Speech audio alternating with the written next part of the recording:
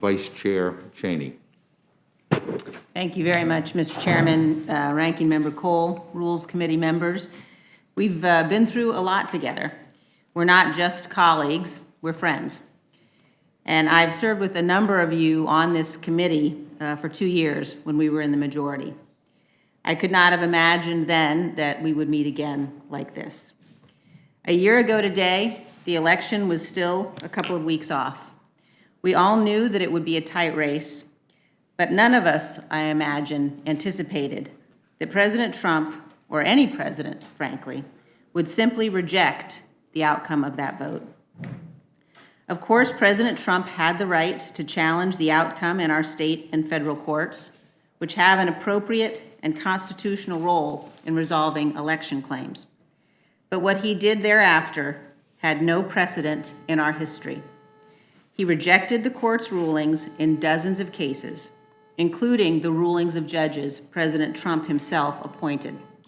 He rejected what his own Department of Justice officials told him over and over again, that they found no evidence of widespread fraud sufficient to overcome the election results. He rejected the conclusions of both the Department of Justice and the intelligence community when they told him that the Dominion voting machines had not secretly changed the outcome of the election. President Trump had no factual or constitutional basis for his claims, and the lawyers he found who would carry his fraud claims forward have paid the consequences. Rudy Giuliani's license to practice law has been suspended, and Sidney Powell has been sanctioned by a federal judge. But Donald Trump persisted, attempting through every manner he could imagine to try to change the outcome. And we all saw what happened. The people who attacked this building told us, continue to tell us, on video, on social media, and now before the federal courts, exactly what motivated them. They believed what Donald Trump said, that the election was stolen and that they needed to take action.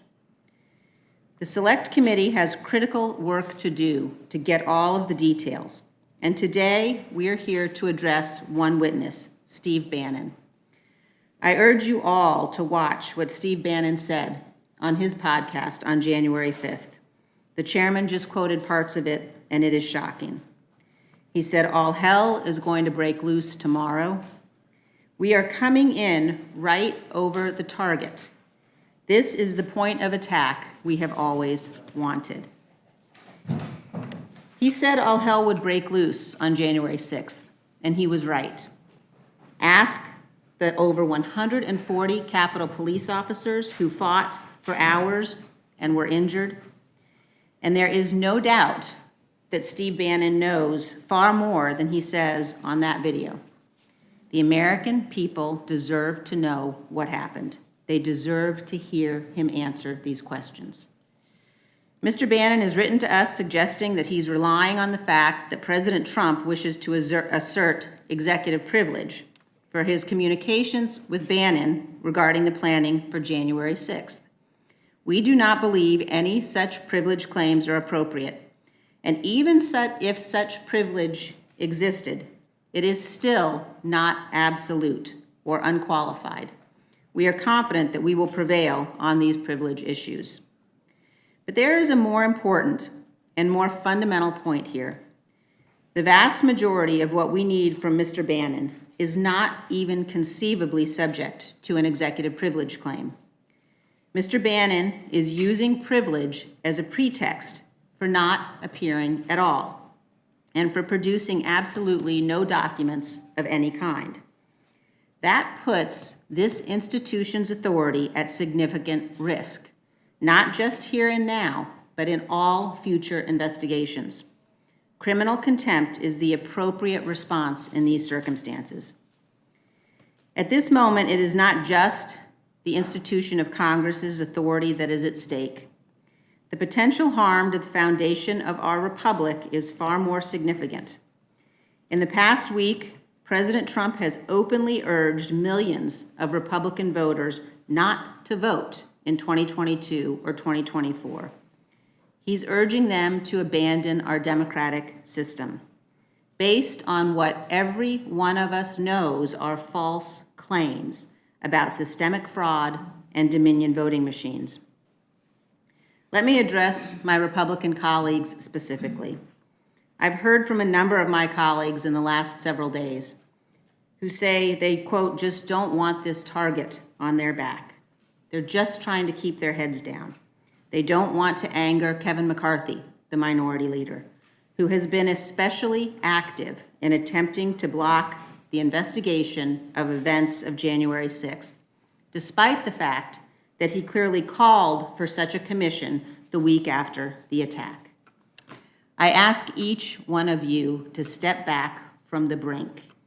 I urge you to do what you know is right, to think of the long arc of history.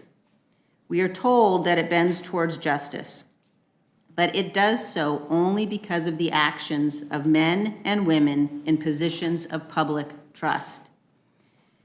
In many nations, democracy has failed because those with authority would not act to protect it, because they sat in silence.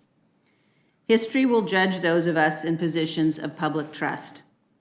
Remember that as you cast your votes, as you think about how you will answer when history asks, what did you do when Congress was attacked? When a mob, provoked by a president, tried to use violence to stop us from carrying out our constitutional duty to count electoral votes? When a mob, provoked by a president, tried to overturn the results of an election? Will you be able to say you did everything possible to ensure Americans got the truth about those events? Or did you look away? Did you make partisan excuses and accept the unacceptable? This contempt citation is crucial to our investigation. Witnesses cannot simply ignore congressional subpoenas when they prefer not to attend. We must do everything possible to understand that dark day in our history and to ensure, through potential legislative and other actions, that such a thing never happens again. Thank you, Mr. Chairman. I yield back. Well, thank you,